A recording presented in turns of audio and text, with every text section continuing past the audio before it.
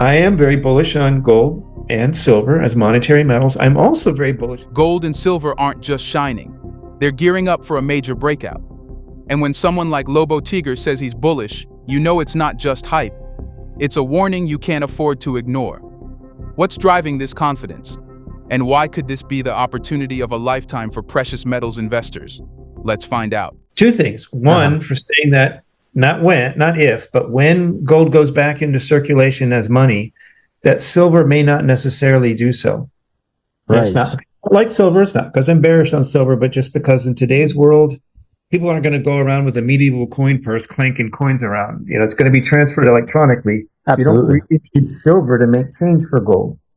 But people just don't want to hear that. Silver is money. I'm evil if I say anything besides, medieval coin purse full of silver coins, I suppose. I don't know.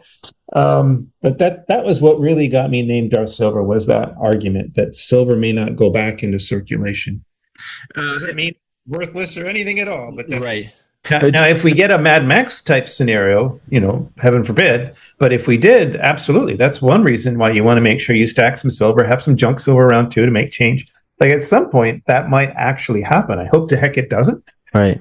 But, I've got my stack there in case it does. But reasonable people, I think, should be able to agree on this. The other thing, though, is that I'm just, if you say anything other than it's going to the moon tomorrow, like somehow that makes you bad.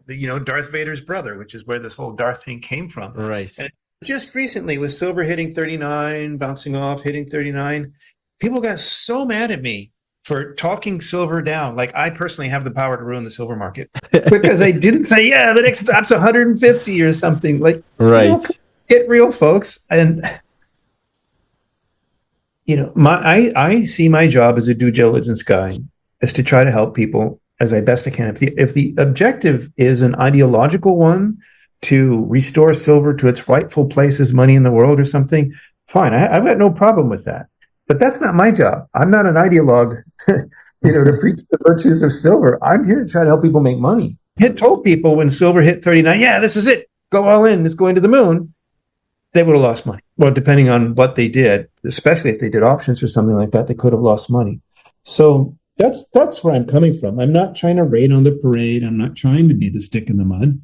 I'm just trying to help people make money, avoid losses, and don't let your excitement, cloud your judgment.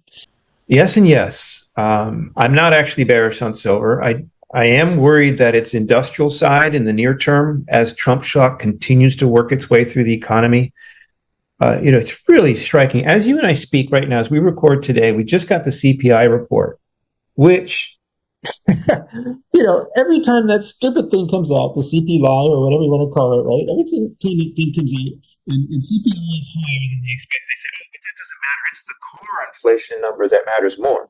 So this time, CPI comes out still high, but flat from the month before. But the core number goes up more than expected, goes up over 3%.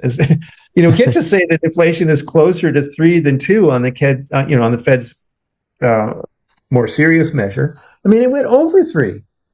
And like crickets. Nobody's paying attention. The Wall Street, all 3 of the major indices zoomed today, and everybody and all the talking heads on financial media was, oh, this is great. Inflation is tame. Like, are you on what planet?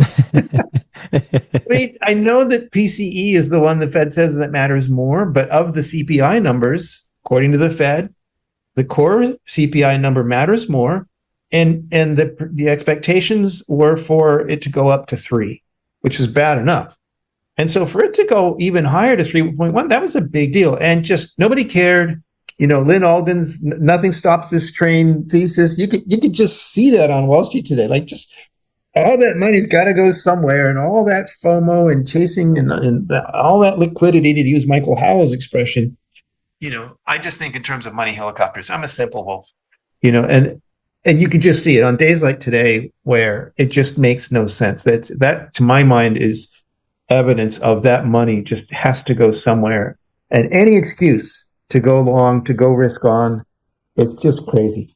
But anyway, where I was going with this is the broader markets are ignoring, I think, clear danger signs.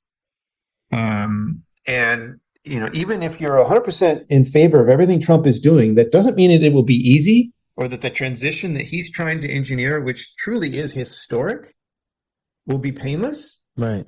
That is near-term bearish for copper, which I'm very bullish on, all industrial minerals, and silver does have its industrial side.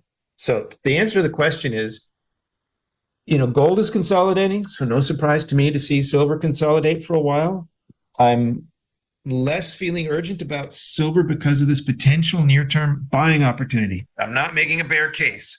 I'm just saying the very nearest term, you ask me, and I'm telling you, yes, I think it could go lower. Not will, could. But it still tracks gold. And, any different kind of news could make gold go up, and I don't think silver would just ignore that. And apart from the short-term noise, I am very bullish on gold and silver as monetary metals. I'm also very bullish on copper. And silver, if it has its industrial side, you can ignore it if you want, or if you pay attention to it, well, then how can I be bullish on monetary metals and bullish on copper and not be bullish on silver, which is a critical mineral. It's used for the same electrification and all that other stuff, right? I don't need to tell silver bulls, all the use cases for silver, right?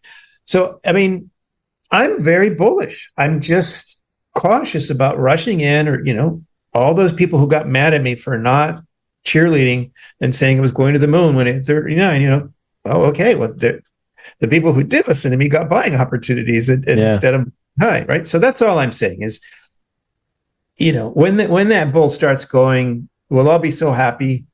Maybe it doesn't matter that much. If you're long, I think you'll do well, but it's not my nature to tell people to pile onto something that's just hit a multi-year high. I'm always trying to buy low and sell high. If you don't realize the loss, you're okay. But how will you feel, right, if that happens? Right.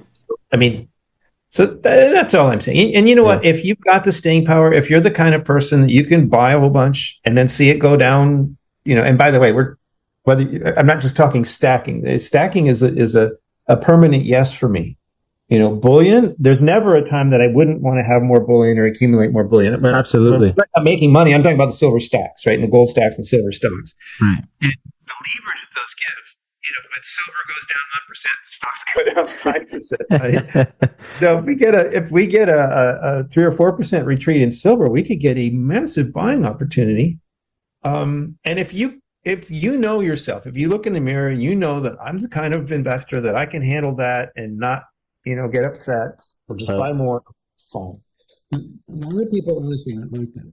And as a public person, I just validate the guy and says, yeah, buy. And then next week it's on sale. And then people are like, you said wait, I wish that was true. How many of these gurus, honestly, dear silver bulls, don't you get tired of these guys saying, oh, yeah, it's going to the moon tomorrow? Yeah, that's exactly what I wanted to hear. Well, I'm so happy. And then tomorrow comes and it doesn't go to the moon. Don't you get tired of that? Oh, for sure. You get mad at me if you want, but I'm just trying to help you make money. If you found value in today's insights, don't forget to hit the like button, subscribe to the channel, and tap the bell icon so you never miss the latest updates on gold, silver, and the global economy. Until next time, stay informed, stay prepared.